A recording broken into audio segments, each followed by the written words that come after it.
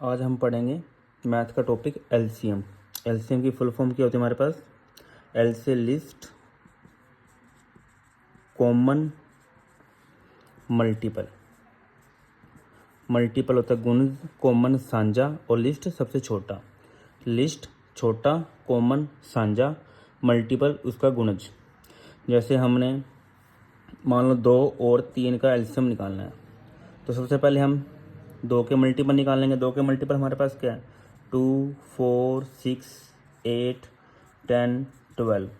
इसी तरह हम 3 के मल्टीपल निकालेंगे। 3 के मल्टीपल हमारे पास क्या है? 3, 6, 9, 12, 15, 18। हम इनमें क्या देखना है? मल्टीपल दोनों का हो, कॉमन हो। तो देखते हैं कॉमन कौन कौन से हैं। 6 दोनों के अंदर कॉमन है और 12 दोनों के अंदर क्या है? कॉमन। लेकिन हमने क्या देखना है? कॉमन मल्टीपल भी हो, सबसे छोटा हो। तो सबसे छोटा लिस्ट कॉमन मल्टीपल क्या है? 6। तो हमारे पास एलसीएम ऑफ 2 इंटू कॉमा 3 क्या आ जाएगा? 6। इसी प्रकार हम कोई और एग्जांपल लेके भी लिस्ट कॉमन मल्टीपल निकाल सकते हैं। जैसे हम निकाल सकते हैं 4 और 6 का एलसीएम। 4 का मल्टीपल हमारे पास क्या है? 4, 8, 12, 16, 20। 6 का मल्टीपल 12, 18, 24, 30। देखेंगे भी सबसे पहले मल्टीपल दोनों का हो, कॉमन हो और सबसे छोटा। तो हमारे पास एलसीएम क्या आ जाएगा? एलसीएम आ जाएगा हमारे पास 4 और 6 का आ जाएगा 12, क्योंकि ये कॉमन भी है, दोनों का मल्टीपल भी और सबसे छोटा है। तो एलसीएम क्या आ जाएगा? 4 और 6 का 12। हम इसको दूसरे वे में समझेंगे। आज हम पढ़ने जा रहे हैं टॉपिक एलसीएम। एलसीएम लघुत्तम समावर्तक या ललससा वावा। क्या होता है लघुत्तम? हमारे पास product of the greatest power of each prime factor involve in the number. यानी कि हम किसी भी नंबर का जब एलसीएम निकालेंगे तो उसमें जो भी प्राइम फैक्टर होंगे उसकी हमने ग्रेटेस्ट पावर लेनी है। ग्रेटेस्ट पावर एग्जाम्पल में हम एलसीएम निकालते हैं 6, 20 का। सबसे पहले हम 6 के प्राइम फैक्टर करेंगे, फिर हम 20 के प्राइम फैक्टर करेंगे। 6 के प्राइम फैक्टर हमारे पास आ जाएंगे 2 की पावर 1 इंटू 3 की पावर 1।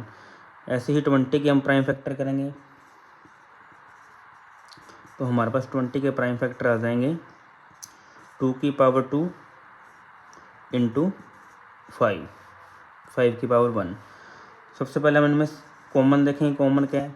2 की पावर 1, 2 की पावर 2। जो पावर हाईएस्ट होगी वो एलसीएम में लेंगे। एलसीएम ऑफ 6, 20 हमारे पास क्या आ जाएगा? हाईएस्ट पावर क्या है? 2 की पावर 2।